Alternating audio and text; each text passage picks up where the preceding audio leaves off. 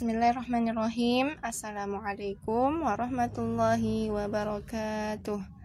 Hari ini kita akan melanjutkan pelajaran kita, yaitu Tauhid.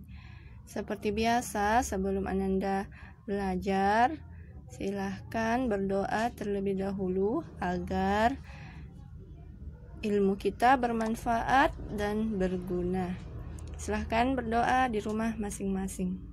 Sebelumnya kita merojaah pelajaran kita yang dulu, yaitu tentang makna tauhid dan pembagian tauhid.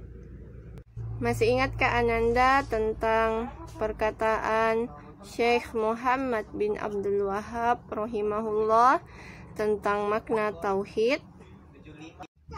Beliau Muhammad bin Abdul Wahhab rahimahullah mengatakan, At-tauhidu huwa ifradul ibadati wa huwa dinur rusuli alladhi arsalahumullahu bihi ila ibadihi.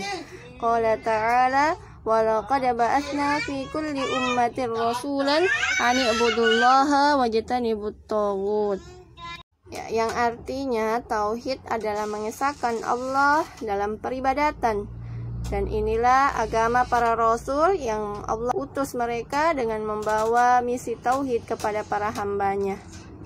Allah berfirman, dan sungguh kami telah mengutus rasul pada tiap-tiap umat untuk menyerukan, sembahlah Allah saja dan jauhilah tagut. Quran Surah An-Nahl ayat 36. Nah, orang-orang yang bertauhid yang pertama itu adalah orang yang beribadah hanya kepada Allah Subhanahu wa Ta'ala saja. Mereka memurnikan peribadatannya hanya kepada Allah Subhanahu wa Ta'ala. Orang bertauhid hanya beribadah kepada Allah saja. Nah, yang kedua adalah mereka menjauhi kesyirikan. Kesyirikan ini banyak ya bentuk-bentuknya. Bentuk kesyirikan yang pertama adalah berdoa kepada selain Allah. Misalnya dia berdoa kepada kuburan, berdoa kepada Nabi Muhammad, berdoa kepada Nabi Isa. Yang ini tidak boleh ya. Kemudian yang kedua bentuk kesyirikannya adalah menyembelih binatang untuk dipersembahkan kepada jin. Nah, dia menyembelih binatang, setelah menyembelih binatang dia mempersembahkannya kepada jin. Kemudian yang ketiga bentuk kesyirikannya adalah bersujud ya, bersujud kepada selain Allah ya, misalnya bersujud kepada kuburan, bersujud kepada patung. Kemudian selanjutnya adalah meminta tolong kepada penghuni kuburan. Ini tidak boleh ya, meminta tolong kepada penghuni kuburan, orang yang telah meninggal. Kemudian selanjutnya adalah meminta bantuan kepada jin. Ya, misalnya ketika kita mengalami kesusahan, kemudian meminta tolong ya kepada jin. Ya, ini tidak boleh, salah satu bentuk kesyirikan. Ya, serta masih banyak ya kesyirikan-kesyirikan yang lain. Kemudian selanjutnya kita sudah membahas tentang macam-macam tauhid. Ya, tauhid itu terdiri menjadi 3. Yang pertama tauhid rububiyah, kemudian tauhid uluhiyah, dan yang ketiga adalah tauhid asma wa sifat. Insya Allah hari ini kita akan membahas tentang tauhid rububiyah. Coba Anda perhatikan gambar-gambar dari nomor 1 sampai 9. Ada hewan, ada tumbuhan. Kira-kira siapakah yang menciptakan semua ini? Ya, apakah semuanya muncul secara tiba-tiba? Ya, kalau kita berpikir pasti ada yang menciptakannya, seperti manusia. Ya, siapa yang menciptakannya? Jadi yang menciptakan semua itu adalah Allah Subhanahu wa Ta'ala. Dialah yang menciptakan semua makhluk. Ya, Allah yang mengadakan mereka dari yang tidak ada menjadi ada. Dia yang memberikan rezeki kepada kita, dan dia pula yang menghidupkan dan mematikan kita. Nah, sekarang apa itu tauhid rububiyah? Kita baca perkataan Syekh Muhammad bin Abdul Wahhab rahimahullah yang ada di buku kita.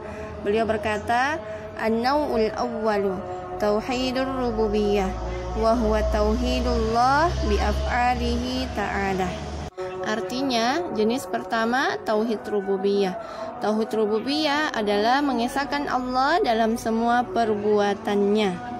Apa maksud dari mengesahkan Allah dalam semua perbuatannya? Maksudnya adalah kita harus meyakini bahwa Allah Subhanahu wa taala semata yang menciptakan semua makhluk. Allah Subhanahu wa taala yang memberikan rezeki kepada mereka dan mengatur segala urusan. Manusia pada hakikatnya dan fitrahnya yang meyakini bahwa Allah Subhanahu wa taala sajalah yang menciptakan, yang memberikan rezeki dan mengatur alam ini. Semua manusia, kalau dikatakan semua manusia termasuk juga orang-orang kafir ya, mengetahui dan mengakui hal-hal tersebut. Jadi tauhid rububiyah adalah mengesahkan Allah dalam perbuatan-perbuatannya. Apa saja contoh perbuatan-perbuatan Allah Subhanahu wa taala? Ya, contoh perbuatan-perbuatan Allah sangat banyak ya. Misalnya menciptakan, mematikan, menghidupkan, memberikan rezeki, mengatur alam raya, dan masih banyak lagi yang lainnya ya. Jadi kita harus meyakini bahwa Allah adalah satu-satunya yang menciptakan, yang mematikan, yang memberikan rezeki, dan lain-lainnya.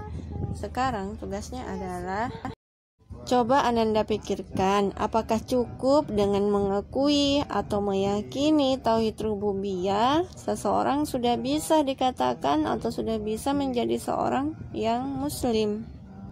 Jadi jawabannya cuma ada dua ya, sudah bisa atau tidak bisa. Tayyib, Ustazah tunggu jawabannya. Silahkan japri langsung jawabannya Ananda. Sekian. Assalamualaikum warahmatullahi wabarakatuh.